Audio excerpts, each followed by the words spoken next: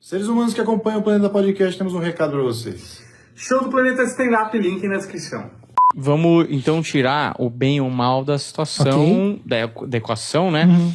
E aí, se o cara procurar você e falar... E aí você me fala se isso é possível, nem sei se é. Uhum. Mas se o cara falar, eu quero matar fulano.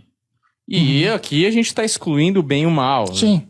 Mas eu falo, chego pra você e falo, esse cara roubou meu pai, filha da puta, não sei o que lá. Eu quero matar esse cara. Uhum. Primeiro, eu queria saber se é possível. Segundo, eu imagino que, eu não sei se esse é o nome, mas que existe um trabalho aí, né, pra ser feito. E se existe uma parada de um outro plano interferir no sentido, não, isso aí a gente não vai fazer porque o pai dele não foi roubado, o pai dele tá mentindo, vamos supor.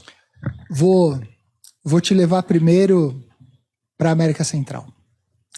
Então, você vai ter algumas regiões ali, Haiti, Trinidad e Tobago, regiões bem específicas, regiões também que tiveram uma influência espiritual por causa do movimento hediondo da escravidão, mas que receberam ali povos mais agressivos. Tá? Isso, por exemplo, se você olha economicamente hoje, socialmente, o Haiti, o que a gente teve aqui como revolta dos malês, que foi afogado, lá teoricamente deu certo o levante. E olha como é que tá hoje. Deu certo o levante. Então, por que eu tô falando isso? Tem um livro que chama A Serpente e o Arco-Íris. Esse livro foi escrito por um médico. Esse médico, ele se enfia ali nesse perímetro na América Central, porque ele quer entender como o processo de zumbificação existe. Aí você vai falar, existe o processo? Eu falo, existe. Macerados de ervas, de animais, de determinadas coisas, que quando somados e teoricamente enfeitiçado por alguém, a pessoa respira, aquilo entra no sistema nervoso, a pessoa começa a desenvolver... não é o zumbi hollywoodiano, claro, né? Vou comer seu cérebro. Mas a pessoa começa a desenvolver um processo que ela tá fora da realidade, é como se ela estivesse em coma ali, viva, andando. E essas pessoas, elas são literalmente escravizadas. E o cara vai atrás disso, ele quase morre para conseguir descobrir isso. E depois que ele lança o livro, alguns anos depois, entra um fármaco no mercado chamado Zumbinol, que é um tipo de anestésico, porque ele consegue quimicamente chegar. Por que eu estou usando esse exemplo? Imagina que você vira e fala assim, olha, eu quero literalmente zumbificar a pessoa, eu quero que ela entre nesse estado de letargia, e vou te trazer um exemplo recente, real. Um tempo atrás eu fui procurado por uma mãe, e ela falou, olha, Jorge, eu já te conheço faz tempo, eu sei como você trabalha e eu sei que você não coloca julgamento nas coisas.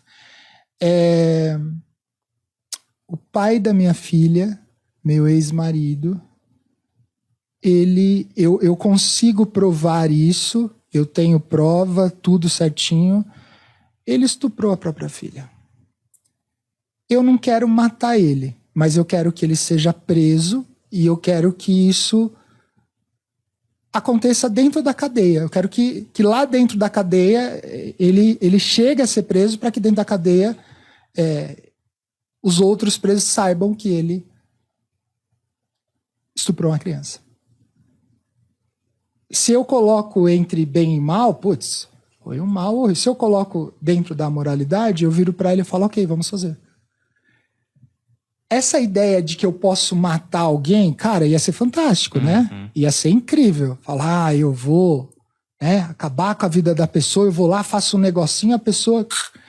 Primeiro, algumas considerações pessoais. Para algumas pessoas, morte não é castigo, é bênção. Claro. Então, na Quimbanda, a gente olha de forma estratégica de outra forma. Mas essa coisa do espiritualmente, eu vou te matar, cara, isso não existe, ponto. Tá. Não existe. Mas... dá para criar um gradiente de prejuízo na sua vida de diversas formas. Dá para forçar isso espiritualmente. No caso dessa pessoa, o processo estava parado, o pai estava foragido. 4 semanas, o processo andou, acharam o cara e prenderam o cara. A minha parte eu fiz. Então, dentro dessa questão. Só que para fazer isso, eu também preciso entender com qual agrupamento espiritual eu vou me envolver, eu vou acionar. Aí entra a expertise dentro da Quimbanda. Cara, a Quimbanda, ela não funciona como um terreiro de Umbanda, onde você vai lá, toma um passe, né? Isso não acontece. A Quimbanda, ela se organiza em famílias, essas famílias formam esses feiticeiros, vão estruturando esses feiticeiros, e eles vão aprendendo, né? O que fazer, como fazer, o que não fazer, para não ter reatividade. Então, assim, porque eu vou matar alguém. A não ser que eu faça isso de forma direta. Agora eu posso criar condições para que essa pessoa chegue. Ah, Jorge, mas aí você vai estar fazendo mal. Mas você está me perguntando isso baseado em qual filtro? Uhum.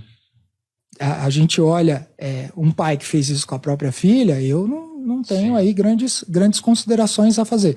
Eu usei no começo, né, eu usei o exemplo do Lázaro. Pô, Lázaro fez um estrago na cidade, né? Roubou, matou, estuprou, sequestrou. Aí alguém chega e fala assim, mas eu quero alguma coisa para matar. Não precisa, tava muito óbvio que o cara ia ser morto. Tava muito óbvio. O problema é o que aconteceu como movimento, né? O meio foi devastado para que isso acontecesse. Só que espiritualmente pensando, porque o cara tinha pacto. Não, o cara, ele era praticamente um mateiro. Ele sabia andar no mato, ele sabia camuflar o passo dele, ele sabia usar a água para despitar. Ele tinha uma expertise dentro de todo aquele problema que ele estava causando. Então, se eu vou falar de Quimbanda, vou falar do atendimento, vou jogar para você. O que você quer resolver? Oráculo na Quimbanda, por exemplo, se você sentar comigo e falar, fulana vai voltar para mim, eu mando você cagar. Falo, cara, não gasta teu dinheiro e não gasta meu tempo. Não faz isso. Agora, se você virar e falar, eu tenho um problema, o problema é X, dá para resolver? Vamos consultar.